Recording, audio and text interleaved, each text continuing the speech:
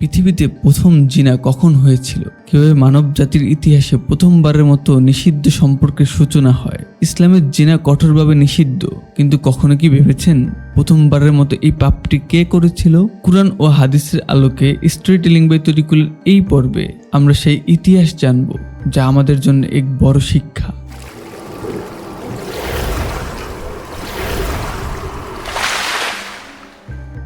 আদম আলাইহিসসালাম ও হাওয়া আলাইহিসসালাম থেকে মানব জাতির সূচনা হয়। তখন একসঙ্গে এক ছেলে ও এক মেয়ে যমজ জন্মাতেন। আল্লাহর বিধান অনুযায়ী এক প্রজন্মের ছেলে পরের প্রজন্মের মেয়েকে বিয়ে করত। একই প্রজন্মের ভাই বোনের মধ্যে বিয়ে করা নিষিদ্ধ ছিল।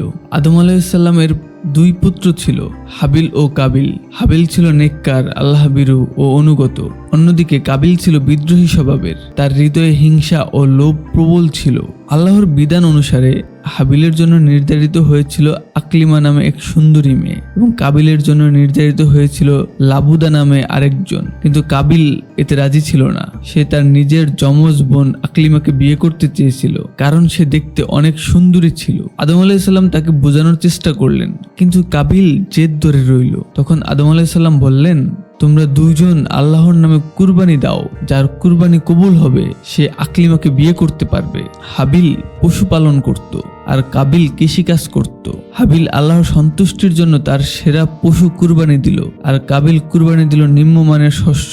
ফলে আল্লাহ হাবিলের কুরবানি কবুল করলেন, কিন্তু কাবিলেরটি বাতিল হয়ে গেল।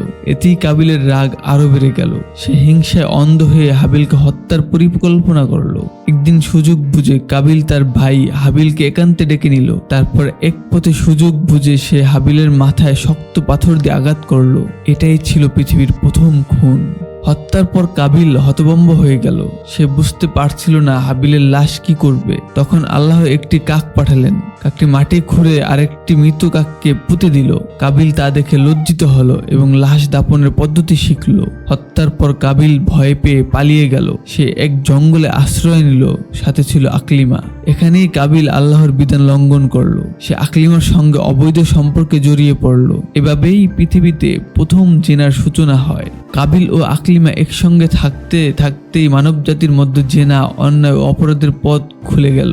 পরে তাদের বংশধরের মধ্যেও আল্লাহর আদেশ লঙ্ঘন করে অবৈধ সম্পর্কের প্রসার ঘটে। ইসলাম ধর্মের জিনা কঠোরভাবে নিষিদ্ধ।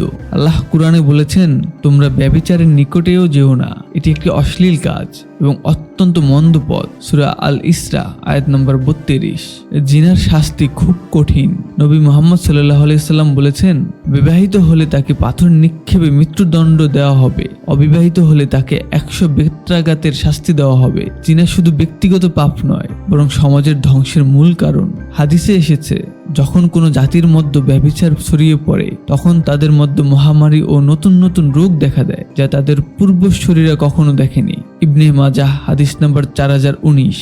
জিনা থেকে বাঁচার উপায়। আল্লাহর ভয় অন্তরে রাখলে মানুষ পাপ থেকে বেঁচে থাকতে পারে। ভালো বন্ধু বান্ধব এবং নেককার সমাজে থাকা। নামাজ মানুষকে পাপ থেকে দূরে রাখে। নারী পুরুষের জন্য ইসলামের পর্দার বিধান মেনে চলা উচিত। অনৈতিক ছবি, ভিডিও, গান থেকে বিরত থাকা। কাবিলের গল্প কি শুধুই অতীতের ইতিহাস, নাকি এটি আমাদের জন্য একটি কঠিন শিক্ষা? যে সমাজে জিনা ছড়িয়ে পড়ে, সেখানে ধ্বংস নেমে আসে। আমরা কি সেই ভুলগুলো থেকে শিক্ষা নিচ্ছি, নাকি ধ্বংসের পথে হাঁটছি?